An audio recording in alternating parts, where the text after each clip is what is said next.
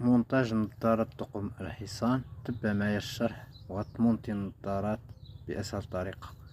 هذيك السنطة عندنا فيها 73، كنقصو منها 27، كنطراسيوه، كنتقبو البزيمات كما كتشوفو.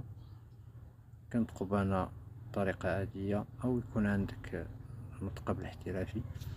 من بعد ما كنتقب، مرحبا بالجميع اللي خاصو شي عبار. هادي هي مونتاج النظارات فقط. كاين القوب، كاين سنطة المنخر، كاين بزاف د الحوايج اللي خاصو العبار ديالهم. مرحبا، خلي لي كومونتير ونعطيك العبار تصايب الجام احترافي وبأسهل طريقة.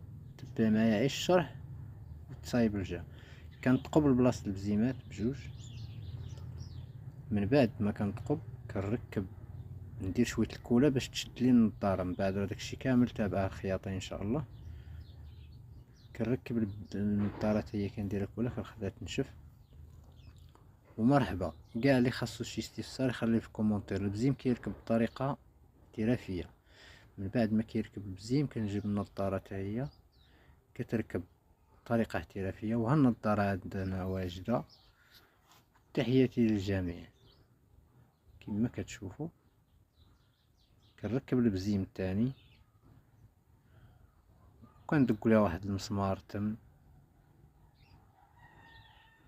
باش تشد لينا كما كتشوفوا. والله يدير الخير ان شاء الله. واللي خاصو شي حاجه يتواصل معايا. تحياتي للجميع.